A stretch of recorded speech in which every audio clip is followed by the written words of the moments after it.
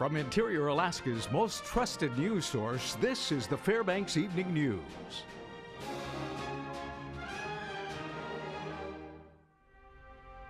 Good evening. Thanks for joining us.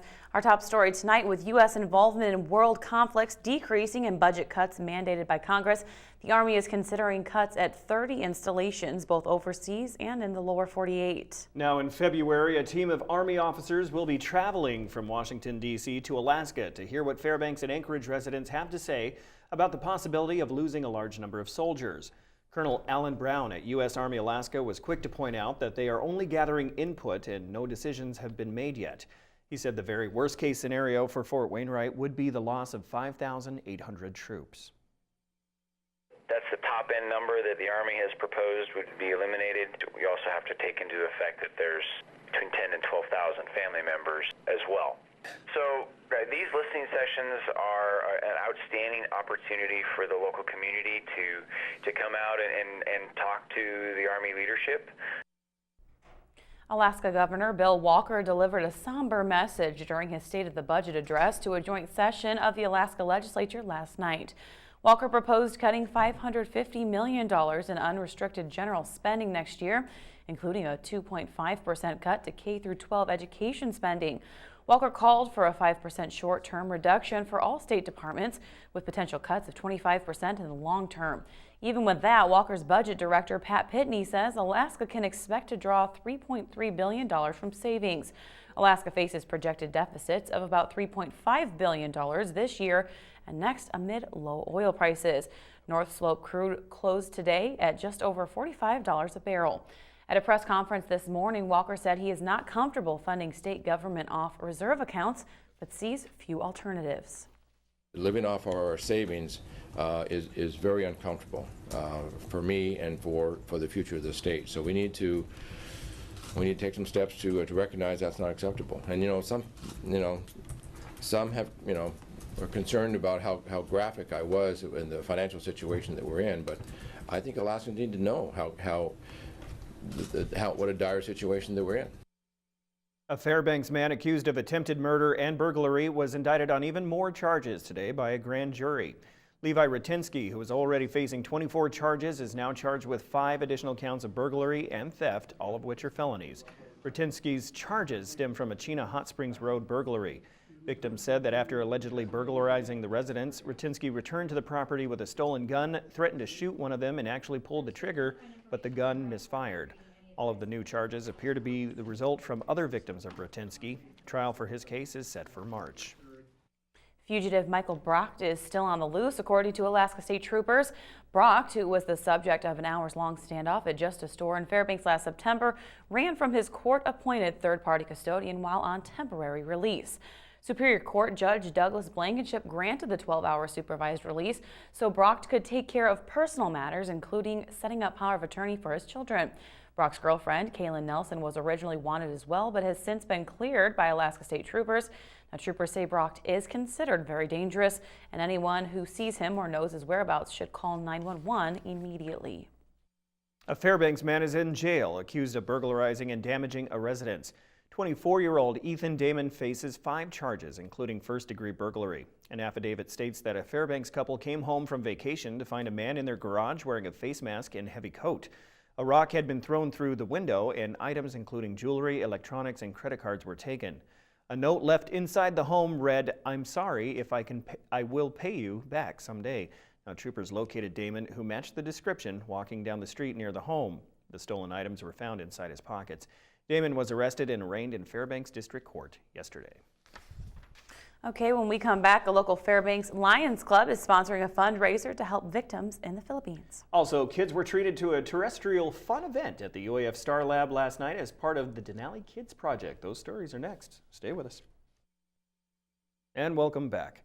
The Fairbanks Host Lions Club is sponsoring a fundraising spaghetti feed from 6 to 9 o'clock tomorrow evening. The event takes place at the Alpine Lodge and includes a silent auction as well as a 50-50 raffle to raise funds for the Freshwater for Philippines campaign.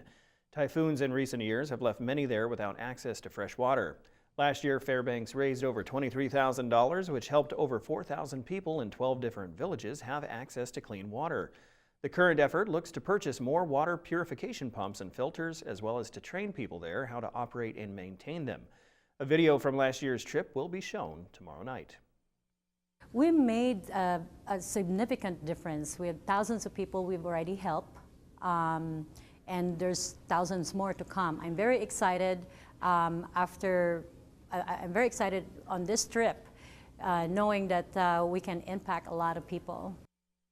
Many people say they want to lose weight this year, but exactly how hard is it to exercise, burn the fat, and keep healthy during the cold this winter months? We talked to nutritionists at the Fairbanks Memorial Hospital to find out how hard it really is to keep healthy. Nutritionist Katie Garrity is interning at FMH. Now, she says that it isn't a matter of difficulty, it's a matter of planning. She adds that following a consistent diet plan and exercise regimen is paramount to staying healthy no matter how cold it is outside. During the winter, finding an inside fat-burning hobby such as yoga, dancing, and going to the gym are some good ideas to try. Garrity says you're on track to a healthy lifestyle if you try adding a lot more non-starchy vegetables to the plate. If you look at an entire plate when you're eating and you want half of it to be vegetables and about a quarter of the plate to be carbohydrates, that means, like rice, pasta, and it's better if it's whole grains because it's higher in fiber and nutrients. And then starchy vegetables also go in that category, such as potatoes and winter squash, peas, corn. And then the other quarter of the plate is lean proteins. A local elementary school combined learning with hands-on activities and fun last night. As Amy Chazé reports, it was an event that was out of this world.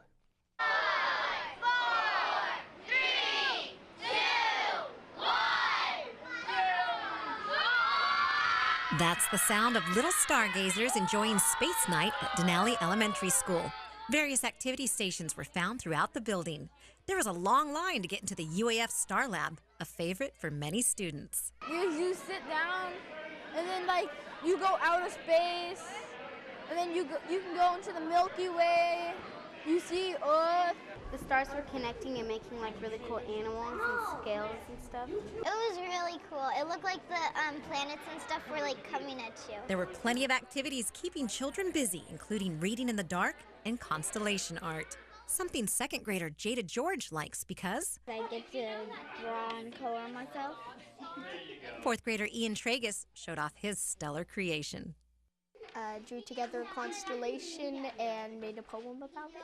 Principal Debbie Hall said she was pleased with the turnout, and by the looks of it, the children were having fun learning. And there was a really bright sun in the background, looked like a diamond, and it's shiny. And thanks to Title I and after-school programs and Denali PTA, not only is the sun bright, but so are the students. Nice. All right. Well, Joe Cook is coming up with sports, and he has a special family reunion you don't want to miss. All that and lots more, including the play of the week, next.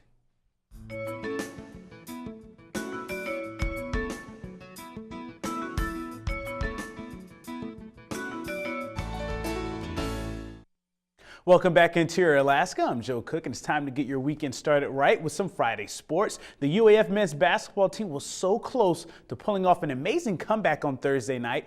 Hutch product Kevin Rima and the Northwest Nazarene Crusaders were the visitors. They displayed athleticism in the first half. Eric Keeney had a couple of power slams and alley-oop. He finished with 19 points as NNU. They led 32-27 at the break. Alaska was down 50-37. Then they just went to work. Almir Hadjisevich scored a game-high 24 points, while Ashton Edwards, he scored 16 of his 19 in the second half.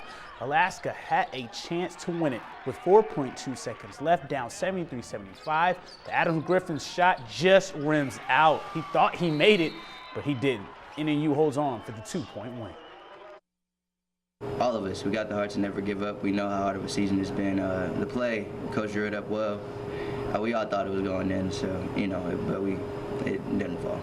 Yeah, this is the first time I've actually played in one here, so this is pretty big. And I'm thankful for all the people that came out and supported me, so appreciate it. But like I told the guys, you can't focus on that last shot. That's not where it was won or lost. It was probably won or lost in the first 30 minutes. But proud of the guys the way we battled back.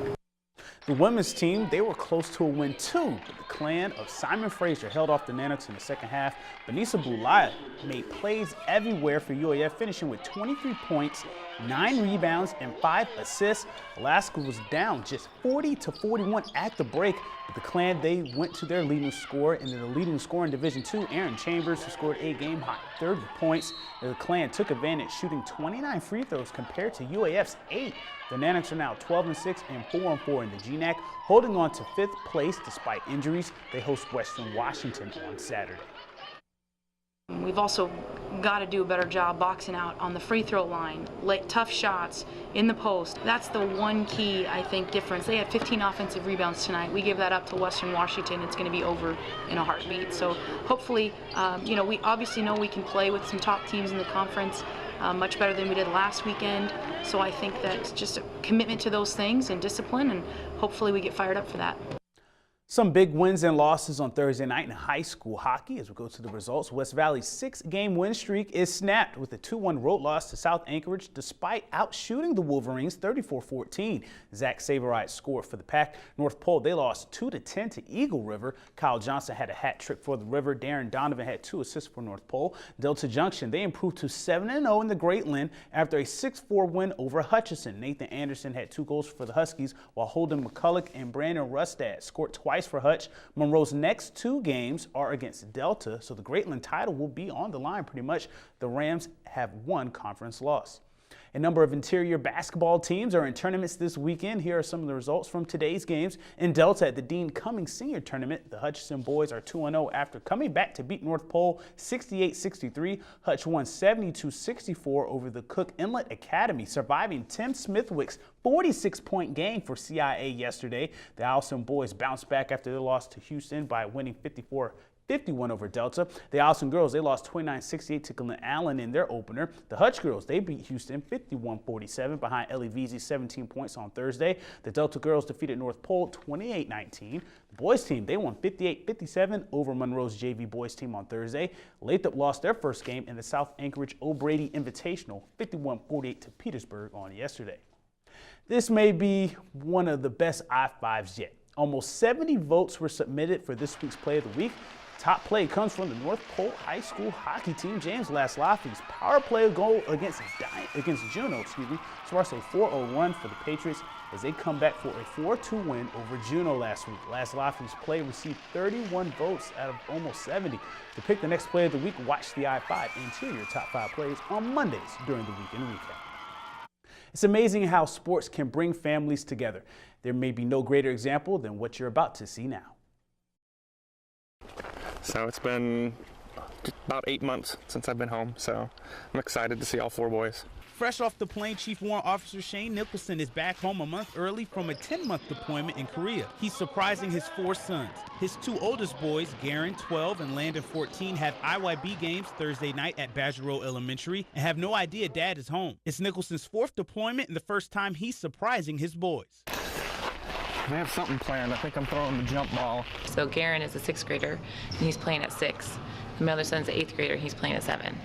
But then they're both at this gym so that we could all be here. Witness the reunion right before the jump ball of Garen's game. What's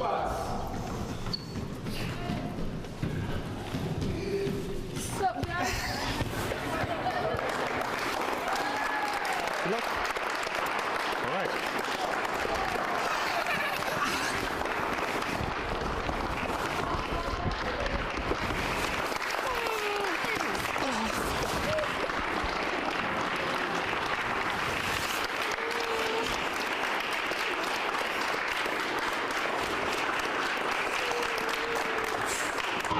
How surprised were you to see you there? Really surprised. I was a little nervous, honestly, because, in public, I've never done anything like that before. But I got a lot of friends here from our gym, and, real close friends of our family that showed up also, so neat to see everybody here. The reaction in the boys' face, all 4 of them, was pretty good. And that's it for sports tonight. Mike Schultz is up next with your full weather forecast, and we'll catch you next time. Hey, welcome back everyone to the Fbx Evening News. Mike Schultz with you once again, trying to keep from getting emotional. That was a great piece that Joe put together there. It's always great to see that, I'll tell you.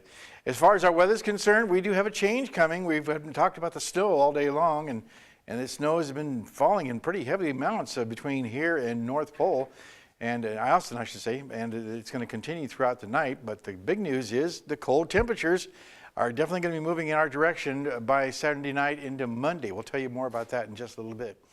The photograph tonight, Russell Snyder has sent this to us from a sunset in Northway. Beautiful colors once again, all the way over there to Northway. That's a great picture. And as always, if you have a photograph to share, by all means send it to photos@ktvf11.com. The almanac looks like this: 8 degrees below zero right now after a high of 6 below. The low last night 9 below.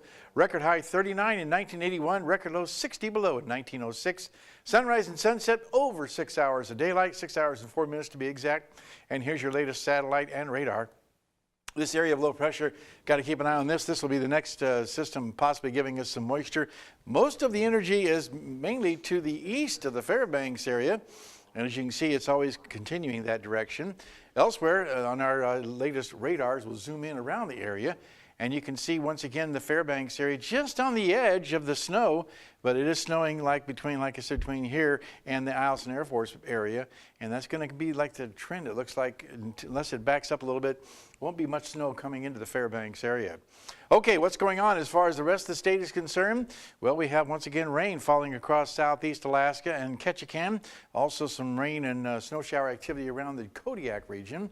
Rain, or I should say snow, has been falling all day long in the Anchorage Bowl. Along the Aleutian chain, cloudy skies, nice weather up and down the west coast. Cold temperatures starting to move in, 18 below at Barrow and Fort Yukon, 8 below. Lower 48 weather. Looks like the rain is continuing across the Pacific Northwest. 46 degrees and clear skies for the most part at Denver, and the skies have cleared out across Minneapolis. Dallas, Fort Worth looking at mainly partly cloudy skies, showers around the Florida Peninsula, and over the northeast you can see a mix of rain and snow there too around New York. On the radar, again, a pretty good system moving across rapidly, bringing the storm system up and down the eastern seaboard, while the rest of the country looks pretty good except to the Pacific Northwest where more rain is moving ashore. Back to our forecast for the jet stream, I should say. As you can see, it's moving across the central sections and down to the south and over the north. It looks like cooler temperatures moving across.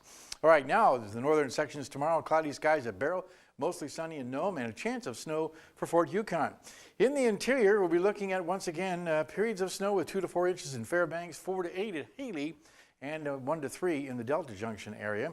And over the southeast, rains, unfortunately, are going to continue across Ketchikan, just cloudy skies at Juneau. While out to the southwest, we're looking at mostly sunny skies at Bethel, scattered clouds for Cold Bay and Kodiak Island. And down around the Anchorage Bowl, 1 to 3 inches of more snow expected in Anchorage, partly cloudy at Homer, rain and snow in Valdez. Time once again for our kids' weather, and wrapping up this week, we're going to be talking with the teacher from Tickassook Brown Elementary School. This is my 5th grade class at Tickassook Brown Elementary School. And we want to share a weather fact with you. Class, did you know that the United States has the most severe weather in the world? Every year we have in the United States 1,000 tornadoes. Wow, that's incredible! Thanks again to Mount McKinley Bank for sponsoring our kids' weather. Next week we'll have the kids from Two Rivers School here along with us. Okay, here's your forecast for the remainder of the night. Periods of snow with heavier amounts to the east of the Fairbanks area, 23 degrees below zero. Tomorrow's forecast, another cold day with light snow through the day, up to 3 inches is possible, mainly to the east of the Fairbanks area. And the extended forecast, look at those temperatures starting to drop pretty good. As you can see, overnight lows near 40 below by Sunday night into Monday night. And then a little bit of a rebound of some sort. As you can see, we're looking at temperatures warming back up again slowly as we move into the Wednesday, Thursday time period. And one quick reminder, the severe cold is returning Monday. Make sure your car is safe, dressed properly in the layers, and bring your animals inside. Everybody always forgets about their animals. The temperatures, like I said, should be warming up by Wednesday. Okay, Mike, thank you very much. That will wrap up this edition of the Fairbanks Evening News. We are glad you could join us. Tonight on NBC Nightly News, the TSA discovered a record number of firearms and carry-on bags in 2014. That story's next with Brian Williams. And join us here 6 days a week at 6 and 11 or online anytime at webcenter11.com. From all of us here at the News Center, have a good night. Good night.